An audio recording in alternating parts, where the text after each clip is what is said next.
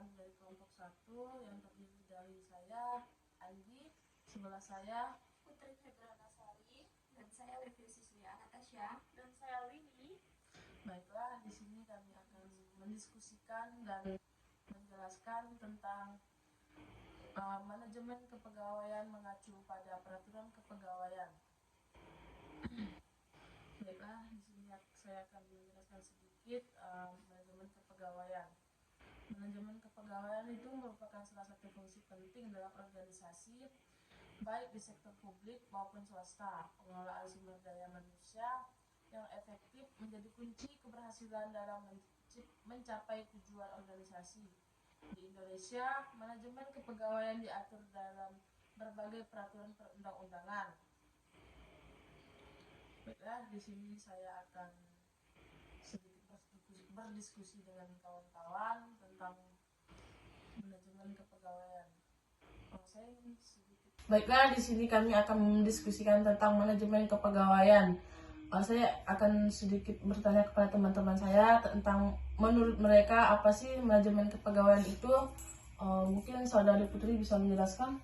Baik, kalau menurut saya, manajemen kepegawaian adalah proses pengelolaan sumber daya manusia dalam sebuah organisasi untuk mencapai tujuan yang telah ditetapkan, termasuk perekrutan, pengembangan, penempatan, evaluasi, dan pemberhentian pegawai. Tidak hanya itu, manajemen kepegawaian berpedoman pada Undang-Undang Nomor 5 Tahun 2014 tentang Aparatur Sipil Negara atau ASN. Baik, kalau menurut Saudari Levi, apa sih itu manajemen kepegawaian? Menurut saya sih sedikit sama juga jawabannya sama saudara Putri, tapi sedikit tambahan. Manajemen kepegawaian adalah proses perencanaan, pengorganisasian, pengarahan, dan pengendalian aktivitas sumber daya manusia dalam organisasi untuk mencapai tujuan tertentu. Oke, baiklah. Mungkin Saudara Willy ada ingin menambahkan sedikit? Di sini menurut saya manajemen kepegawaian adalah proses pengelolaan tenaga kerja dalam suatu organisasi yang memiliki tujuan adalah untuk memastikan organisasi memiliki tenaga kerja yang tepat, jumlah yang tepat, dan dengan kemampuan yang tepat. Masuk dengan pembahasan yang kedua, yaitu tentang prinsip-prinsip manajemen kepegawaian. Nah, apa aja sih yang kawan-kawan ketahui tentang prinsip-prinsip manajemen kepegawaian itu? Bisa disebutkan menurut Saudara Putrika, Levika, atau Willy, terserah. Baik, saya mencoba menjawab apa saja prinsip-prinsip manajemen kepegawaiannya. Yang pertama ada efisiensi. Apa sih efisiensi? Pemanfaatan sumber daya manusia secara optimal. Yang kedua, keadilan. Pemberian hak dan kewajiban secara adil. Dan yang ketiga, transparansi, proses pengelolaan yang terbuka dan akuntabel. Baik, itulah tadi yang sudah dijelaskan oleh Saudari Levi tentang prinsip-prinsip manajemen kepegawaian.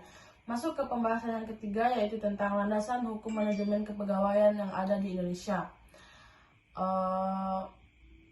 Saya ingin mengetahui tentang landasan hukum yang ada manajemen kepegawaian yang ada di Indonesia. Bisa disebutkan masuk landasan hukum apa saja? Di sini untuk landasan hukum manajemen kepegawaian di Indonesia yaitu ada beberapa ya. Yang pertama itu ada Undang-Undang Nomor 5 Tahun 2014 tentang ASN, yaitu mengatur sistem merit dalam pengelolaan pengawasan ASN. Dan yang kedua, Peraturan Pemerintah Nomor 11 Tahun 2017 tentang manajemen PNS, mengatur tata cara pengangkatan, mutasi, dan pemberhentian PNS. Yang ketiga, Peraturan Menteri PAN-RB memberikan pedoman teknis terkait pelaksanaan manajemen kepegawaian. Yang selanjutnya masuk pada pembahasan tentang proses manajemen kepegawaian.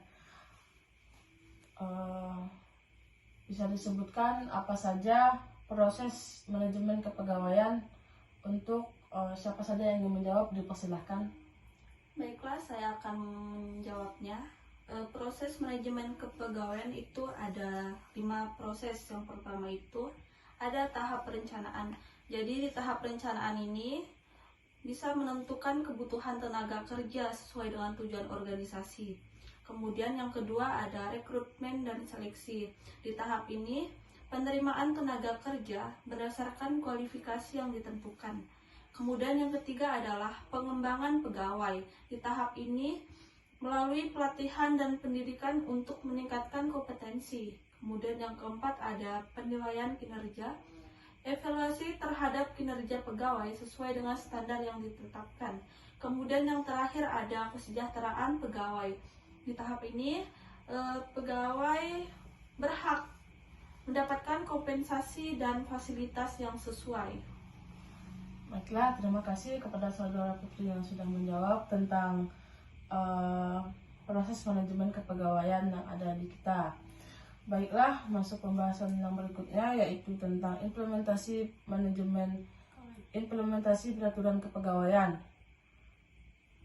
Baik, implementasi peraturan kepegawaian yang pertama yaitu pengangkatan dan promosi berdasarkan sistem merit untuk menjamin profesionalisme. Yang kedua, penegakan disiplin mengacu pada peraturan pemerintah nomor 94 tahun 2021 tentang disiplin PNS. Dan yang ketiga, pemberhentian dilakukan sesuai prosedur yang ditetapkan untuk menjaga integritas organisasi. Terima kasih kepada saudari Billy yang telah memaparkan apa saja implementasi peraturan kepegawaian. Masuk ke pembahasan yang terakhir yaitu tentang tantangan dalam manajemen kepegawaian dan cara mengatasinya. Baiklah, mungkin akan dijelaskan oleh saudari Levi tentang tantangan dan cara mengatasinya. Baiklah, di sini saya akan mencoba menjawab tentang tantangan dalam manajemen kepegawaian. Di sini yang pertama ada perubahan generasi. Dibagi dua, ada tantangan. Setiap generasi memiliki nilai, ekspektasi, dan gaya kerja yang berbeda. Yang kedua, solusi. Adaptasi gaya kepemimpinan, program pelatihan yang relevan, dan menciptakan lingkungan kerja yang inklusif. Dan yang kedua ada teknologi. Sama juga ada dua bagian tantangannya. Pengembangan teknologi yang cepat menurut karyawan untuk terus belajar dan beradaptasi dengan alat-alat baru. Solusi, investasi dalam pelatihan teknologi, adopsi sistem HRIS yang canggih, dan menciptakan budaya belajar yang berkelanjutan. Yang ketiga, ada keterampilan yang berubah. Di sini tantangannya kebutuhan akan keterampilan baru terus berkembang, sementara karyawan mungkin tidak memiliki keterampilan yang dibutuhkan. Solusinya, identifikasi gap keterampilan, program pelatihan yang disesuaikan, dan rekrutmen talent eksternal. Yang keempat, diversitas dan inklusi. Tantangannya menciptakan lingkungan kerja yang inklusif bagi karyawan dengan latar belakang yang berbeda-beda. Solusi, kebijakan diversitas dan inklusi yang jelas, pelatihan kesadaran budaya, dan program mentoring. Yang kelima, motivasi karyawan. Tantangan menjaga motivasi karyawan agar tetap tinggi, terutama dalam lingkungan kerja yang kompetitif. Solusi, sistem pengakuan dan penghargaan yang efektif, pengembangan karir, dan pemberian otonomi yang lebih besar. Yang keenam, pergantian karyawan. Tantangan tingkat pergantian karyawan yang tinggi dapat mengganggu produktivitas dan meningkatkan biaya perekrutan. Solusi, meningkatkan kepuasan kerja, memberikan benefit yang menarik, dan mengembangkan program loyalitas karyawan. Dan yang ketujuh, kesehatan mental karyawan. Tantangan, stres kerja, burnout, dan masalah kesehatan mental lainnya dapat mempengaruhi kinerja karyawan. Solusi, program kesejahteraan karyawan, dukungan psikologis, dan menciptakan lingkungan kerja yang sehat. Berikut adalah beberapa cara mengatasi tantangan yang Saudara Levi jelaskan tadi. Yang pertama itu ada analisis kebutuhan. Kita bisa melakukan analisis secara berkala untuk mengidentifikasi kebutuhan karyawan dan tren pasar kerja. Yang kedua ada pelatihan dan pengembangan. Bisa dengan melakukan investasi dalam program pelatihan yang berkelanjutan untuk meningkatkan kompetensi karyawan. Kemudian yang ketiga ada komunikasi yang efektif. Jalin komunikasi terbuka dan jujur dengan karyawan untuk membangun kepercayaan. Kemudian yang keempat ada evaluasi kinerja yang objektif. Bisa dilakukan dengan melakukan evaluasi kerja secara berkala dan berikan umpan balik yang konstruktif. Kemudian ada fleksibilitas, bisa beradaptasi dengan perubahan yang cepat dan tidak takut untuk mencoba hal-hal baru. Kemudian ada fokus pada kesejahteraan karyawan. Kita bisa menciptakan lingkungan kerja yang positif dan mendukung kesejahteraan karyawan. Kemudian yang terakhir ada memanfaatkan teknologi untuk mengotomatisasi tugas-tugas rutin dan meningkatkan efisiensi.